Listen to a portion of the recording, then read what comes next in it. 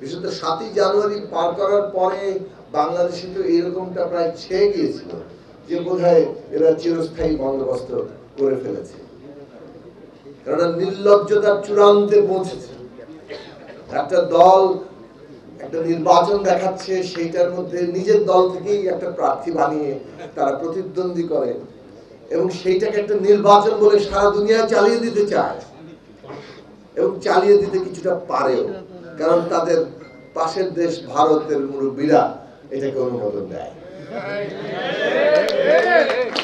তো সেই কারণে বাংলাদেশের মানুষের মধ্যে তো একটা হতোদ্যম পরিস্থিতি এসেছিল, কিছুটা ভেবাচেকা খেয়ে যাওয়ার মতো যে এইটাও সম্ভব বাংলাদেশে।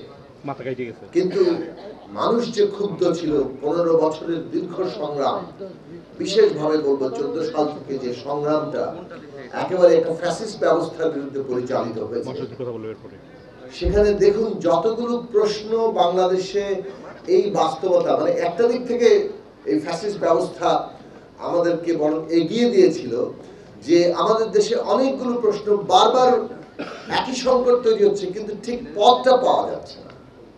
90 সালে অবস্থা তৈরি হচ্ছে, স্বৈরাচারের বিরুদ্ধে লড়াই হলো, স্বৈরাচার সরে গেল, কিন্তু স্বৈরাচারের যে ভিত্তিটা আসল সমস্যা এবং সেটা যে সংবিধানের মধ্যে লুকিয়ে আছে সেটা ঠিক মতো শনাক্ত করা যায়নি। কিন্তু শেখ হাসিনা 18 সালের মধ্যরাত্রে ভোট ডাকাতি করে, যেখানে সমস্ত দল আমরা অংশ নিলাম, এবং তারপরে এটা প্রমাণিত করলো যে বাংলাদেশে এই ব্যবস্থার অধীনে আর একটি সুষ্ঠু নির্বাচন সম্ভব না। যার ফলে বিএনপির মতো বড় রাজনৈতিক দল যারা অতীতে ক্ষমতায় ছিল এবং অতীতের ক্ষমতার যত রকম বিষয় তার অংশীদারিত্ব বিএনপিরও আছে, তারাও এই উপলব্ধি করলেন যে এই রাষ্ট্র ব্যবস্থা টিকিয়ে রেখে আর ইলেকশন হবে না, এই রাষ্ট্র ব্যবস্থাটা বদলাতে হবে। এবং সেই কারণে আমরা যারা রাষ্ট্র ব্যবস্থার সংস্কার বলেন, রূপান্তর বলেন, নতুন রাজনৈতিক বন্দোবস্ত, এই প্রশ্নগুলো নিয়ে কথা বলছিলাম, বিএনপি সেখানে রাষ্ট্র ব্যবস্থার মেরামতের কর্মসূচি নিয়ে এসেছে। এইটা এসেছে কেবল একটা দল একটা উপস্থাপন করেছে তা না, বাংলাদেশের সমাজ রাষ্ট্রের ভেতর থেকে এমন চাপ এবং বাস্তবতা তৈরি হয়েছে যে রাজনৈতিক দলগুলো এই রাষ্ট্রকে বদলানোর কর্মসূচির ঘোষণা না দিয়ে আর কোথাও তারা যেতে পারছে না। এটা পরিস্থিতি এবং বাস্তবতার চাহিদা যে এই রাষ্ট্রটাকে বদলাতে হবে। বাংলাদেশের রাজনীতির ইতিহাসের সবচেয়ে গুরুত্বপূর্ণ অধ্যায় অন্তত মুক্তিযুদ্ধের পরে আমরা মনে করি এই 2022, 23, 24 যেখানে এসে আমাদের গোড়ার যে গলদ, 71-এর যে অঙ্গীকার, সাম্য, মানবিক মর্যাদা, সামাজিক ন্যায় বিচার, যেটাকে 72 সালে অস্বীকার করা হয়েছে এবং 53 বছর ধরে প্রায় কম বেশি আমরা নানাভাবে বিপরীত স্রোতে হেঁটেছি, আমরা 24 সালে এসে ওই রাজনৈতিক দিশাটা হাজির করা হয়েছিল যে দেশের রাষ্ট্র ব্যবস্থাকে সংস্কার করতে হবে, মেরামত করতে হবে, রূপান্তর করতে হবে, নতুন একটা রাজনৈতিক বন্দোবস্ত লাগবে। এবং আমরা দেখলাম আমাদের তরুণরা সেই স্লোগানটাকেই, সেই রাজনৈতিক দিশাকেই সামনে নিয়ে আসলেন তাদের অভ্যুত্থানের মধ্যে দিয়ে। আজকে আবারও প্রশ্ন দাঁড়িয়েছে যে তরুণরা কি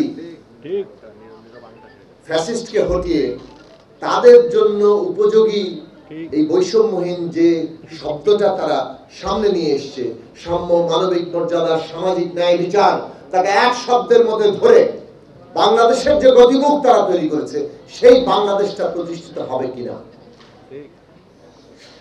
আমি বাংলাদেশের অন্যতম বড় রাজনৈতিক দলের মহাসচিব এখানে বসে আছেন, তাকে সামনে রেখে বলবো বাংলাদেশের রাজনৈতিক দলগুলোকে, আমাদের দল, সকল দলের সামনে এখন বড় চ্যালেঞ্জ হচ্ছে আমরা আমাদের তরুণরা যে নতুন স্বপ্ন, নতুন আশার সীমা ঠিক করেছে আমরা সেটাকে ধারণ করতে পারবো কিনা।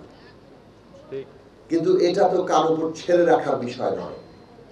সে কারণে তরুণদের কর্তব্য হচ্ছে যে কর্তব্য, অসাধারণ কর্তব্য তারা দেখিয়েছেন, ওইরকম একটা জগদ্দল পাথরের মতো ফ্যাসিস্ট শক্তি যারা পুরো রাষ্ট্রটাকে সজ্জিত করেছিল যে আমাদের সন্তানদের বুকে হেলিকপ্টার দিয়ে গুলি করানো হয়, স্নাইপার দিয়ে গুলি করানো হয়।